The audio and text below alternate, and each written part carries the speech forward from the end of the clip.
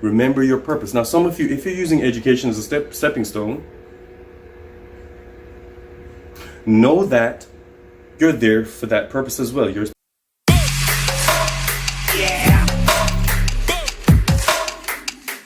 Welcome back to The Angry Teacher. I'm Richard Williams, The Angry Teacher. If it's your first time here, thanks for coming by. I need you to hit the subscribe and be a part of the community. I want you as part of this Angry Teacher village, this Angry Teacher family.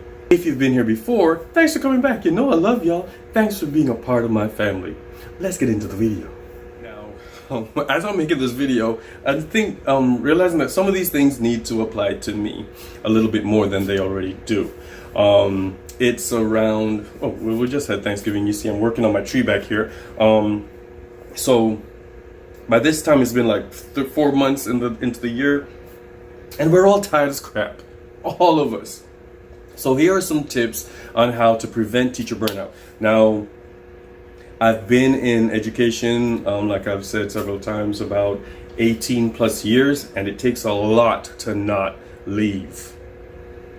It takes a lot to not leave. This is a stressful job. It demands a lot. It's a profession that takes and takes and takes.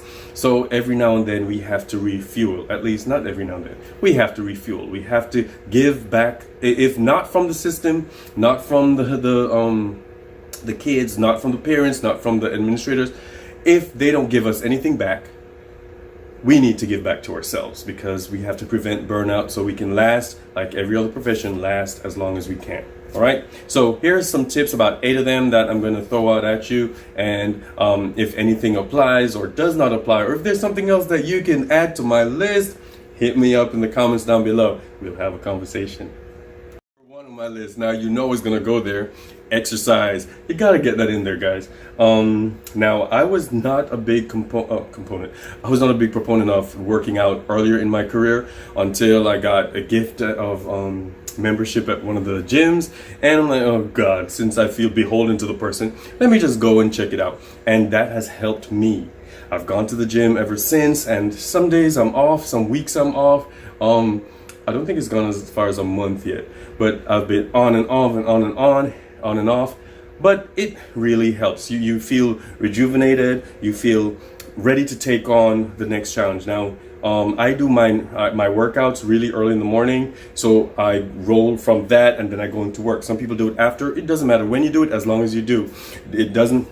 They recommend that you have weights sometimes, but for the most part, if you're doing your cardio, if you're doing your walking, your jogging, you're doing your if at work, the simple things as to not take the elevator versus just walking upstairs and walking down the stairs, that's something to be done. So make sure you exercise and get that health right. It's hard for me to laugh at myself, especially if a kid is really getting under my skin, but laugh. Make jokes in the classroom. Laugh at the kids' jokes sometimes, the appropriate ones.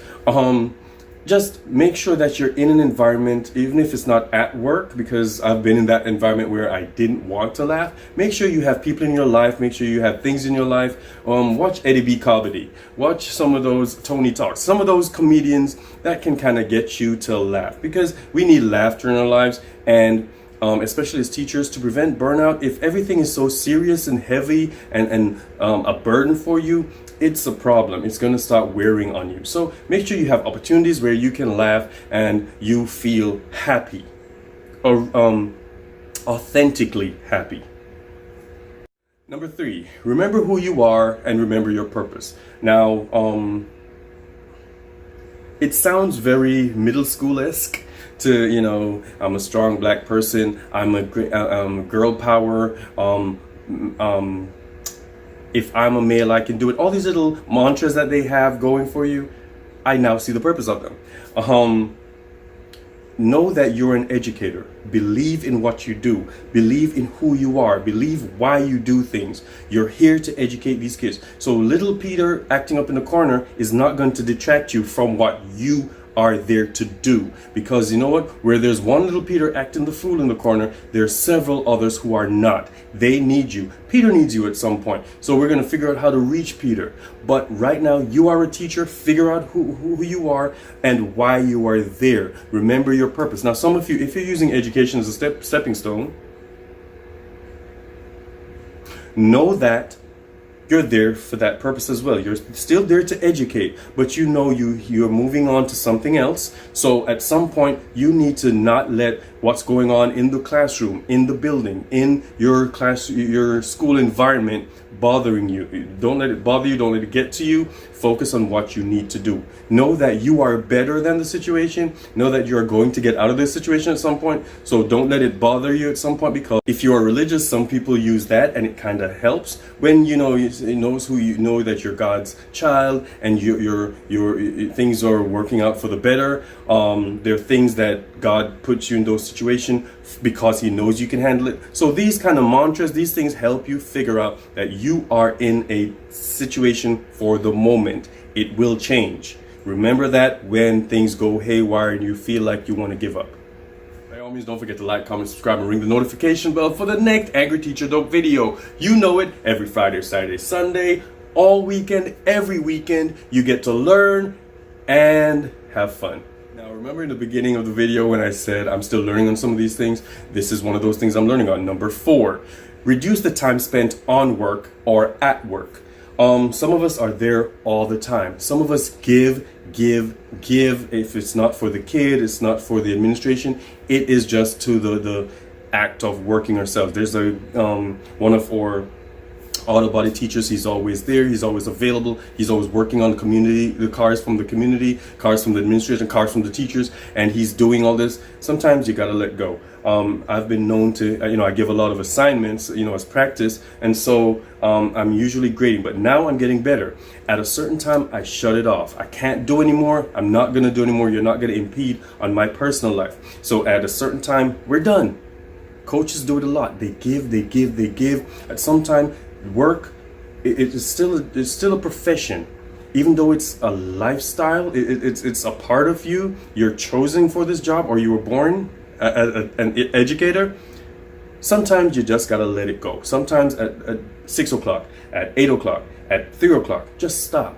Enough of work. It will be there in the morning. Right now, I'm focused on my family. I'm focused on me. I'm focusing on self-care. I'm focusing on spending time with the people that are not related to my job. Collaborate. Now, if your district is like mine, they kind of force collaboration on you, called common planning. But for the most part, if you have another teacher in the building that's teaching your same grade level, same subject area, collaborate with them every now and then. And it doesn't mean doing everything they do. It just means having a powwow with them. Kind of have a conversation. Guys, what are you doing? I'm doing this, you're doing that. Okay, maybe we can do this together. Or, oh, you did that, it didn't work for me. So here's what I did wrong, or here's what you could do better. Just see where other people are, because it kind of helps you to be where you are, or where you need to get to. And you see that you're not in a vacuum, you're working with other people, and it makes the weight of the world a little bit lighter, or the weight of your subject area, weight of what you're doing a little bit lighter. Sometimes you realize, okay, my kids aren't getting this. Let me go talk to Miss such and such or Mr. so and so, and they figure out together. They help you kind of navigate. Okay, oh, this is what you're doing. You have that kid from last year. Tell you what, if he's acting up in your class, send him to me. I'll work it out, and then we'll get him to do the assignment, and we'll figure out how to get him on track. But these are things that new teachers don't do a lot. They don't know anyone, so they don't really talk to a lot of people, and so they stay and they stew in their own issues, and they think that the world is going to end. But just collaboration, that brings out the different things in people. And some of the old people, the seasoned teachers that people feel are miserable, and they're just grumpy old people, or grumpy teachers, or they're jaded. Maybe if there's some spark to have them collaborate with someone who's new into the profession, they'll be like, oh yeah, okay, and it brings back that spark, that happiness when it comes to education. All right, so collaborate. Number 6. Be selective. Just say no. You cannot do everything all the time. This is another thing I have to work on. Kids will text, kids will email, parents will email, administrators will email. They will come to your room. They would ask you to do this. Oh, we need this committee right now. We need you to do this. We need you to help out. We need you to help this. Can you talk to this? Can you do this recommendation? So at some point, you have to say no. You cannot do everything. You are not the only teacher to do everything. You're not the only teacher to do the things that they ask. Ask them if there's somebody else that they can ask, or you'll think about it. And then if they don't come back, they found somebody else. It's something I have to learn to get better at, because if you show that you can do things, or you've done it for years and maybe you don't want to do it anymore. Just learn ways to say no, because it will burn you out. And when you've burnt out, they'll find somebody else. So just find somebody else. Don't burn me out because you need a recommendation yesterday and you're just telling me today. Or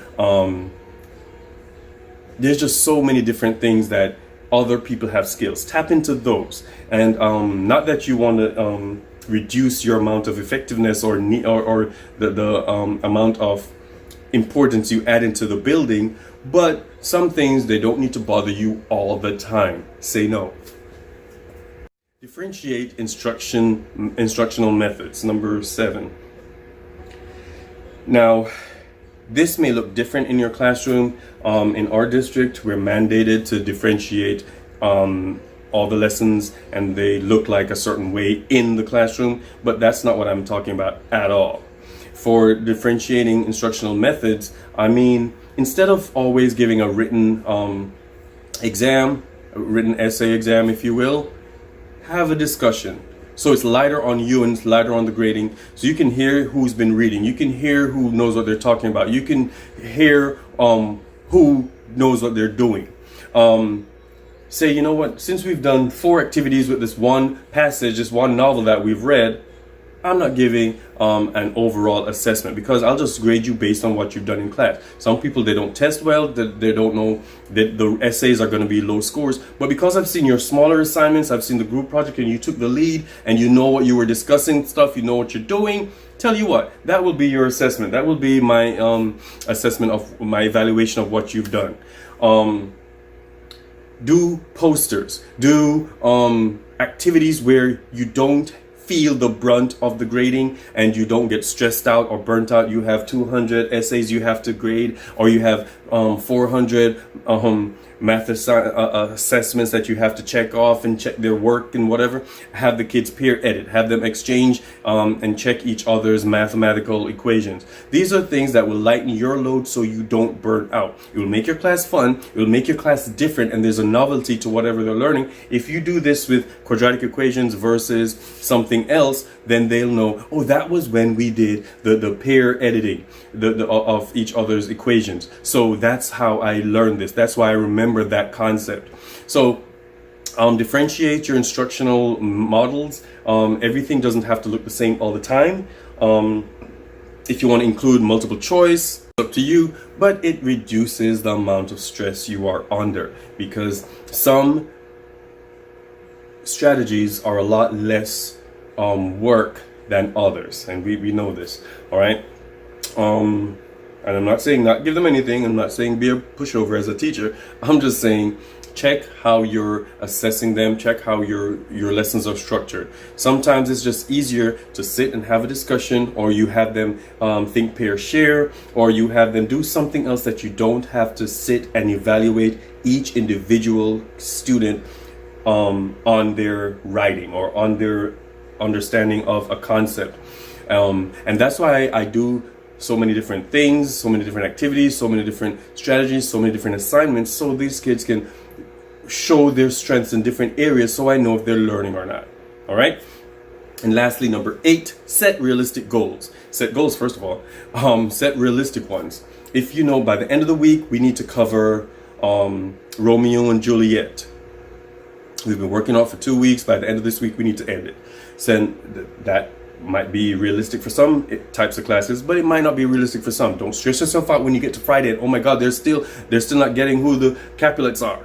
Oh my goodness. Don't stress yourself out because that was maybe an unrealistic goal for that particular class. Maybe it was realistic for some of the other classes, but to have all your different classes on the same page, on the same level, at the same time might be a little bit too unrealistic for you. So figure out how to set realistic goals. If your third graders just aren't understanding what goes into making a complex sentence. Do third graders do that? Anyway, a complex sentence, then maybe you need to extend it, change your goals. Okay, maybe we need to do it later. Maybe we need to push a little bit, like give them an additional week to figure it out. Maybe I need to give them a different activity that would have them figure it out. If most of this class is more kinesthetic and they're always up and they want to be up, you know what? I'm going to make that a part of the assignment. So now you have to move around the class and do something that relates to putting a complex sentence together. So set realistic goals and you will have a lighter time, a better chance of not burning out.